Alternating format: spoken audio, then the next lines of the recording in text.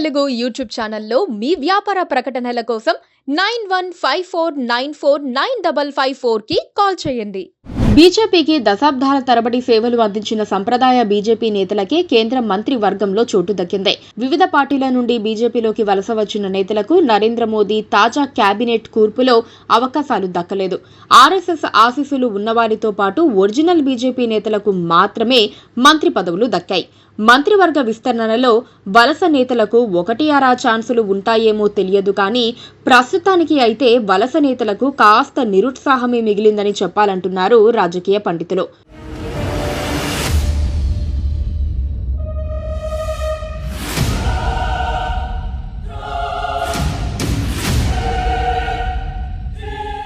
మొత్తానికి నరేంద్ర మోదీ హ్యాట్రిక్ ప్రధాని అయ్యారు. మోదీ మూడో ప్రభుత్వపు తొలి మంత్రివర్గంలో తెలుగు రాష్ట్రాల నుండి 5గురికి అవకాశాలు దక్కాయి. తెలంగాణ నుండి బీజేపీ రాష్ట్ర అధ్యక్షుడు మాజీ మంత్రి కిషన్ రెడ్డితో పాటు తెలంగాణ బీజేపీ మాజీ అధ్యక్షుడు కరీంనగర్ ఎంపీ బండి సంజయ్కి మోదీ మంత్రివర్గంలో పదవులు దక్కాయి. అలాగే ఆంధ్రప్రదేశ్ బీజేపీ తరపున నరసాపురం ఎంపీ భూపతిరాజు శ్రీనివాసవర్మకు అవకాశం దక్కింది.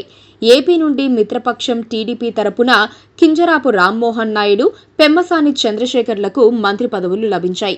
ఈ మంత్రివర్గ కూర్పును నిశితంగా గమనిస్తే మొదటి నుంచి పార్టీతో ఉన్నవారికి మాత్రమే ప్రాధాన్యతనిచ్చినట్లు చెప్పాలి. తెలంగాణను తీసుకుంటే ఈ ఎన్నికల్లో తెలంగాణలో బీజేపీ 8 ఎంపీ సీట్లు దక్కించుకుంది. వారిలో చాలా మంది మంత్రి పదవులు ఆశించారు. ప్రత్యేకించి మాజీ బీఆర్ఎస్ మంత్రి ఈటెల రాజేందర్, కాంగ్రెస్ నుండి బీజేపీలో చేరిన మాజీ మంత్రి డీకే అరుణలతో పాటు కాంగ్రెస్ పార్టీకే చెందిన కొండా విశ్వేశ్వర్రెడ్డి కూడా మంత్రి పదవులపై ఆశలు పెట్టుకున్నారు. అలాగే నిజామాబాద్ ఎంపీ ధర్మపురి అరవింద్ కూడా మంత్రి పదవి ఖాయమనుకున్నారు. కానీ బీజేపీ నాయకత్వం వీరిలో ఎవ్వరికీ పదవులు ఇవ్వలేదు.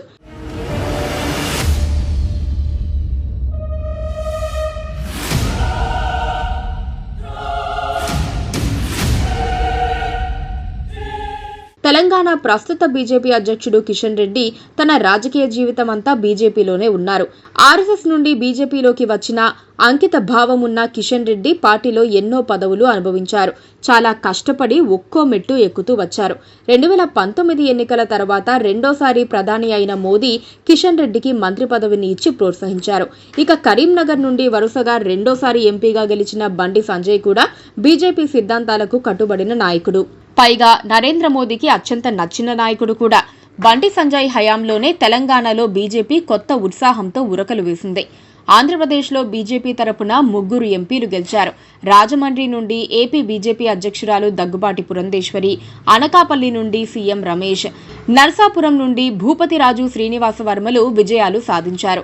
ఏపీ కోటాలో మంత్రి పదవులపై శ్రీనివాసవర్మ ఆశలు పెట్టుకుని ఉండకపోవచ్చు కానీ పురంధేశ్వరి, సీఎం రమేష్లు కేబినెట్ బెర్త్ కోసం పార్టీలో విపరీతంగా లాబియింగ్ చేసినట్లు ప్రచారం జరిగింది.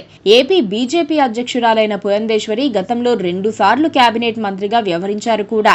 అయితే ఆమె కాంగ్రెస్ పార్టీ నుండి బీజేపీకి వచ్చిన నాయకురాలు. 2019 ఎన్నికల తర్వాత సీఎం రమేష్ టీడీపీ నుండి బీజేపీలోకి వచ్చారు. ఈ ఇద్దరు వలస నేతలకు పదవులు దక్కలేదు.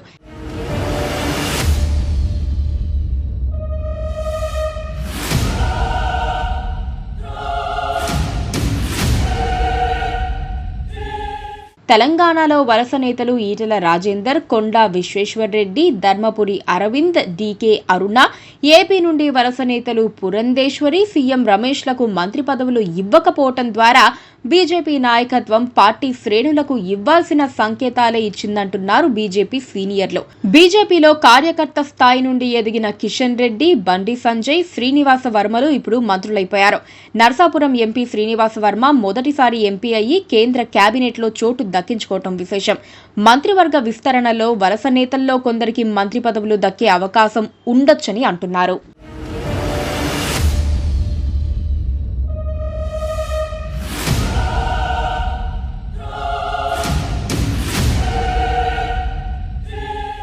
Please subscribe to KTV Telugu. KTV Telugu. KTV Telugu.